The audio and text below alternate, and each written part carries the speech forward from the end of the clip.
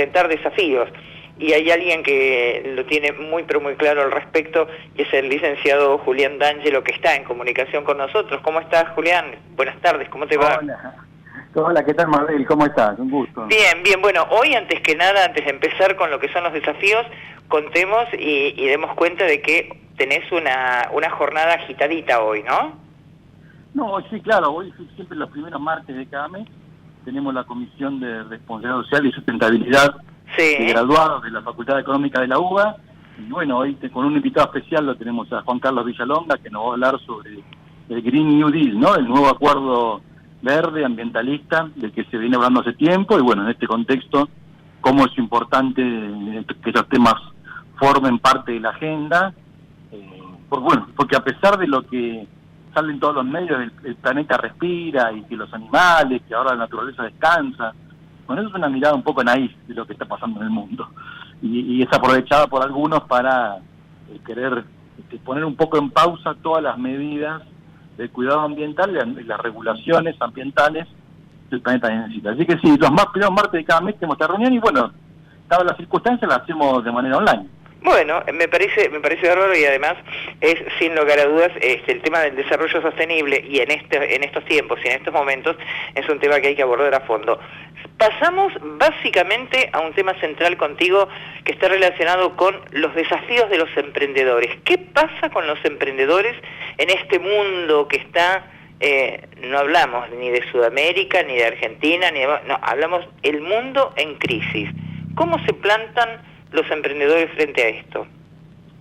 Bueno, mirá, hay diferentes miradas, por supuesto, pues pesimistas, optimistas. La verdad que, en primer lugar, primer dato, en Argentina, por supuesto, esta crisis es muy profunda, nadie puede saber hasta dónde llega, pero la verdad que en Argentina todos los emprendedores siempre han surfeado la cresta a la hora de una crisis tras otra. No es algo novedoso. La Argentina entra a esta crisis muy, muy profunda, con 4 años de recesión. Quizá el número de PBI mostraron algún crecimiento, pero solo en 2019 cerraron 400.000 pymes.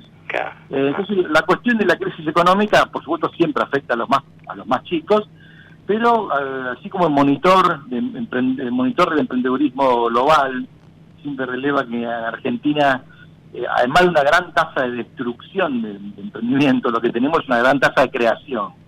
Entonces, muchos de los que trabajan en el tema de emprendedurismo lo que buscan es no tanto los temas vinculados a innovación o creatividad, modelo de negocio, sino lograr la sostenibilidad de ese emprendimiento.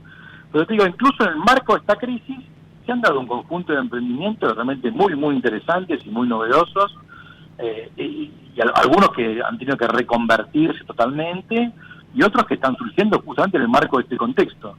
Nosotros ahí en la Facultad de Económica, en el SINARTEX, estamos haciendo un relevamiento de un banco de buenas prácticas empresarias socialmente responsables. Dentro de esas prácticas estamos encontrando muchos casos de emprendedores que se han tenido que reconvertir radicalmente. Por ejemplo, un emprendedor con un local exitoso de Cotillón, bueno, la verdad que no se sabe hasta cuándo van a estar suspendidas las fiestas. Entonces el Cotillón básicamente se utiliza en salones de fiesta. En los domicilios particulares hoy se está comprando, pero además la actividad no es esencial, con lo cual la única posibilidad de venderlo es a través de plataformas, ¿no?, de envío a domicilio. Ahora, entonces, este emprendedor se reconvirtió, local de Cotillón se convirtió y está vendiendo ahora barbijos, máscaras, elementos de limpieza y de higiene, y así otros tantos que empezaron, ¿no?, con impresoras 3D a fabricar máscaras, y una parte la donan y una parte la venden, o empresas o emprendimientos textiles, que también lo textil no es esencial, y entonces las empresas no pueden operar. Y hace poco salió una gran fábrica enorme de bolsas de tela que están fabricando barbijos, de una capacidad industrial impresionante, pero también emprendimientos textiles de ropa, de microemprendedores casi artesanales, que hoy están haciendo barbijos. Porque, bueno, de esa manera pueden dar respuesta a la necesidad sentida de la comunidad, que es la obligatoriedad de andar con barbijo en virtud de la pandemia, y a la vez tener un ingreso hasta que vuelva a la normalidad, y el barbijo pasa a ser un producto más de todo su portafolio de productos textiles que tenían antes, ¿no?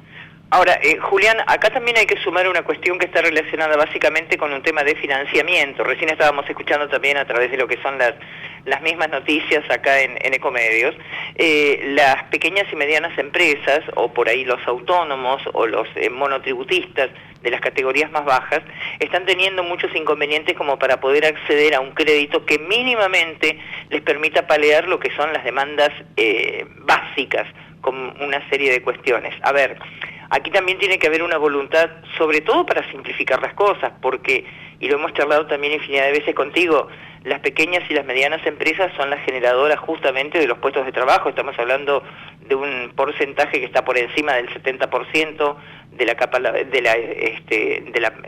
equipo laboral. Entonces, me parece que hay muchas cosas para ajustar todavía, ¿no? Sí, por supuesto. En materia de pymes es prácticamente el 80% del empleo, un 50% más del Producto Bruto Nacional está generado por las pymes. En la capital federal, el 99% de las empresas registradas son pymes. La capital es un gran, entre los comercios, pequeños comercios, pymes, etcétera. Y entonces, ¿qué tenemos? Distintos escenarios. Primero, en materia de fomento al microemprendedor, el Estado ha promovido a través de los bancos estos créditos a tasa cero, que te depositan en la tarjeta de crédito, porque es a través de tarjeta de crédito esto, te depositan un determinado monto a partir de una tarjeta de crédito que uno lo tiene que devolver en 6 meses, sin intereses, pero también para acceder a eso como monotributista, tenés que tener una facturación que no supere lo que facturaste el año pasado, en determinadas condiciones. Y no tener deuda, y no tener deuda tampoco, o sea, ese es otro de los temas. Y para las pymes también, el programa de apoyo para pagar parte del salario. Igual, te digo que muchas de las pymes que yo conozco afortunadamente, están pudiendo entrar en este programa donde el Estado paga un porcentaje del salario de los trabajadores hasta 2 veces el salario mínimo. Por otro lado, hay líneas de inversión, y por eso hoy lo que más vas a encontrar en materia de cosas nuevas, proyectos de inversión o incubadoras o financiamiento, es todo lo que tenga que ver con actividades vinculadas al marco de la pandemia. El Ministerio de Producción, encabezado por Pulfas, sacó una línea de financiamiento muy, muy interesante para todo lo que tiene que ver con productos vinculados a dar respuesta a necesidades surgidas en el marco de la pandemia COVID-19. Y es lógico, ¿no? Y estos emprendimientos que te decía yo que se están creando ahora, en muchos casos ya vienen con una mirada social y económica, es decir, una propuesta social de dar respuesta a determinada necesidad de la gente en este contexto, pero a la vez que tenga un modelo económico que permita dar subsistencia a los emprendedores. También son cosas que surgen alrededor de todo esto, aplicaciones para generar compras futuras para comerciantes, dar algún soporte de asesoría en materia económica, hasta en materia psicológica, hasta en materia de cualquier cosa, a emprendedores, a comerciantes que están parados, a profesionales que están parados. Muchas de las profesiones liberales pensaron en arquitectos, pensaron en ingenieros, los contadores tienen más trabajo que nunca, y sin embargo la actividad no es esencial. El contador no puede ir a un cliente, pero también se dificulta muchísimo la labor de los contadores. Los abogados lo mismo, con ferias judiciales totales o medio simuladas, como lo hacía Buenos Aires, que algunas cosas sí se pueden, otras no se pueden, en materia judicial. Así que es un momento bastante difícil para el emprendedor, para los pequeños profesionales, y también para algunas grandes empresas. No todos tienen espaldas, hay muchas empresas que hoy que están formando parte de este programa de apoyo al trabajo, que han acordado con los sindicatos reducir algún porcentaje del salario para preservar la fuente de trabajo, o que incluso están produciendo despidos. Sí, exactamente. Y una de las cosas que vos decías recién, Julián, en lo que es en el ámbito, por ejemplo, acá de la Ciudad Autónoma de Buenos Aires, de Capital, las pequeñas empresas, ahora en el interior, porque justamente al poder hacer una flexibilización de lo que es el tema de la cuarentena, hay provincias que están aptas, digamos, como para poder cortar. Ahora, en el caso de Cava, el cordón justamente de todo lo que es el tema del conurbano, donde hay mucha cantidad de pequeños emprendedores y demás, es justamente el área más castigada en ese sentido, desde la parte de salud sobre todo, ¿no? Y mira, ahí no me quiero transformar en epidemiólogo, pero si uno confía en los datos que da el gobierno nacional y los gobiernos, digamos, los institutos de ahora no es solo Malbrán, sino que son institutos incluso públicos y privados en todo el país. Si uno confía en esos números, la verdad que no veo cuál es el sentido de mantener una cuarentena tan estricta en algunas provincias del interior. Por eso es lógico que provincias como Jujuy, o en el norte o en el sur, etcétera, estén pensando en esta descongelamiento de la cuarentena progresivo. Pero sí, en la ciudad de Buenos Aires y en la provincia, si uno ve los números, la ciudad, hace unos días, 100 contagiados en un solo día, la provincia lo mismo, de 50, 40. Claramente en lo que son las áreas urbanas, estamos camino a un pico de contagio y lamentablemente creo que este es el gran desafío que tiene el gobierno nacional, porque la famosa curva, ¿no? En la conferencia que di sobre el tema emprendedor, tomé las palabras de un economista norteamericano, que ahora se me fue el nombre, pero no lo quiero plagiar, quería decir el nombre, pero me olvidó. Él hablaba de dos curvas, ¿no? Por un lado la curva de la pandemia y la curva de la economía. Entonces se recurre a determinadas políticas sanitarias, por ejemplo la cuarentena.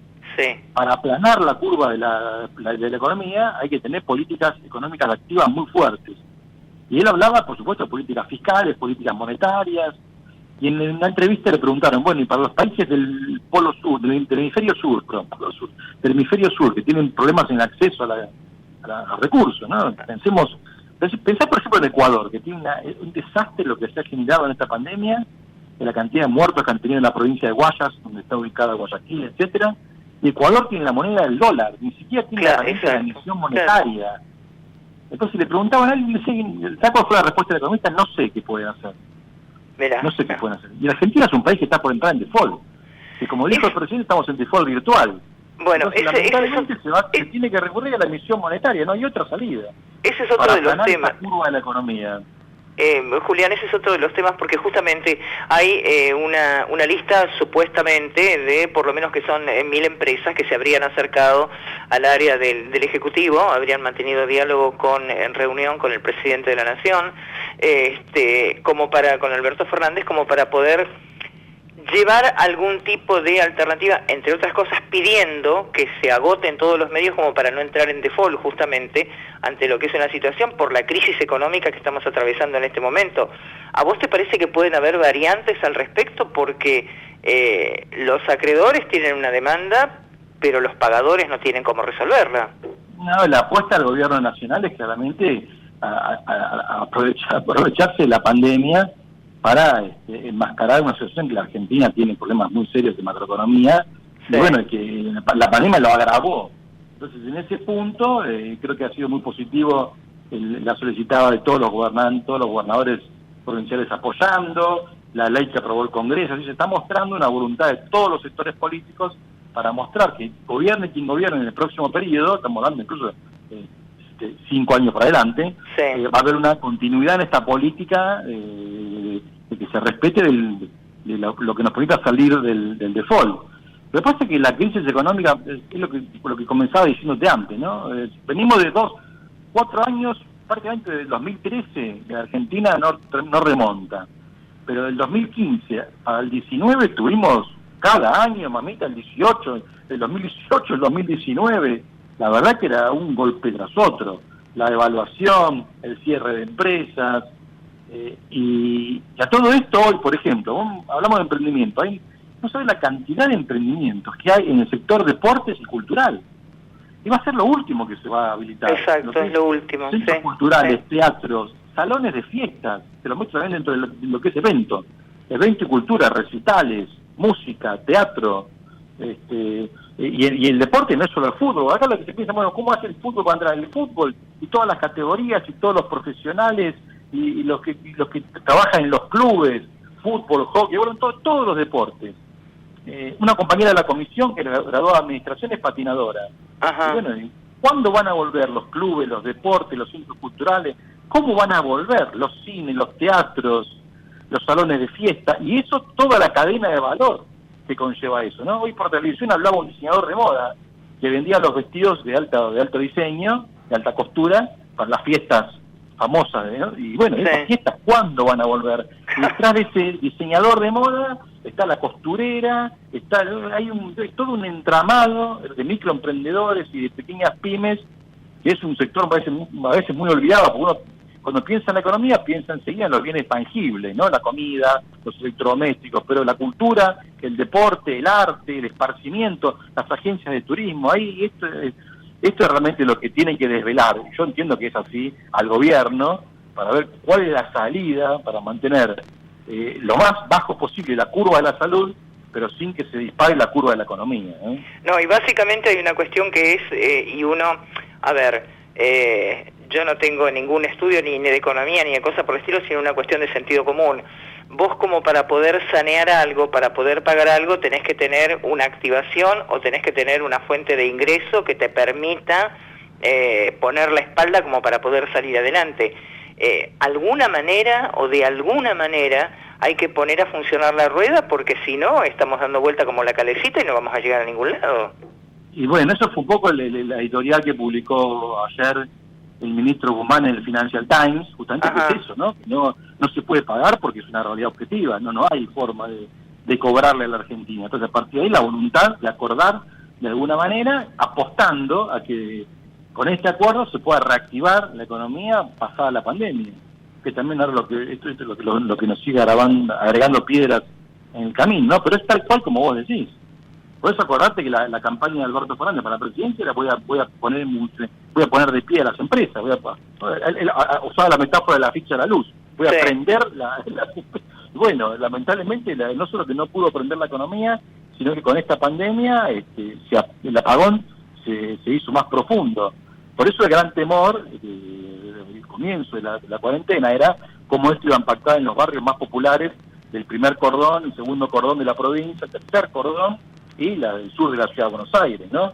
Pensá lo que está pasando ahora en la Villa 31. Exactamente. Mientras estaba disparando los contagios en la Villa 31, empezó con un caso, luego 50, ya están pasando los 80, en la Villa 31 seguían los manteros y los puesteros vendiendo, que tuvo que ir la policía a desalojarlos, pero bueno, la gente también tiene que vivir de algo.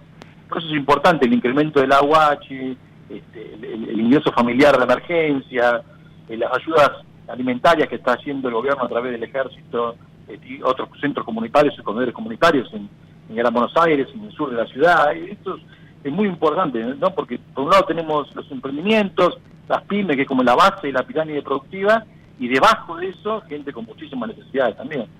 Sí, aparte, te digo, recién justamente estaba escuchando también lo que han sido declaraciones de la vicegobernadora de la provincia, Verónica Magario, haciendo hincapié de lo que habrá de ser justamente este brote, porque lo que pasó ese viernes negro, justamente con el tema de los jubilados hacinados en el medio de las calles y todo demás, que entre otras cosas convengamos, estamos hablando de una franja etaria que es hipersensible a toda la situación que se está viviendo. Bueno, ella misma lo decía, cuál es la situación que habrá de suceder ahora y lo que significó también el apartamiento de Banoli ahí como titular del ANSES, ¿no? Pero bueno, ahí hay muchas cosas también como para poder analizar, porque quienes tenemos muchos años encima, nos acordamos de una época donde, por ejemplo, el tipo de cancelación o de pago de algún tipo de haberes o demás se hacía buscando una instancia donde se llevaba el pago a un lugar determinado para evitar justamente estos aglomeramientos de gente. Bueno, algo por el estilo habría que empezar a poner en práctica para evitar justamente que, no sé, la gente mayor esté expuesta, que además son bastante reticentes muchas veces por lo que es el cuidado. Ahora sí, es obligatorio sí o sí el tapaboca o barbijo casero, como le quieras llamar, pero uno ve muchas veces que no es un estricto cumplimiento de algunas normas. Entonces eso también es un riesgo. También el tema bancario, además de los errores que cometió ANSES, ha puesto la cola a los bancos también, porque el sindicato de la bancaria muy reticente que se abrían los bancos, algunos bancos privados que no se sumaron al tema de pago de jubilaciones, y muchos bancos que tienen una responsabilidad previa a esto, que es no insistir con la tarjeta de débito de los jubilados, que todavía permiten que los jubilados hagan cola, y esto no es en la pandemia, hagan cola todo el año ¿cuánto hace que ya se puede cobrar con cajeros sin ningún problema por una simple tarjeta de débito? Entonces, bancos que muchas veces, por H o por B, no entregan las tarjetas de débito a los jubilados y que ellos no tienen ningún problema en ir a cobrar por ventanilla, porque están acostumbrados a hacerlo, pero el banco tampoco se molesta por brindarle la facilidad que corresponde. Entonces, también hay alguna responsabilidad de la banca privada en todo ese drama que fue aquel viernes que decías vos.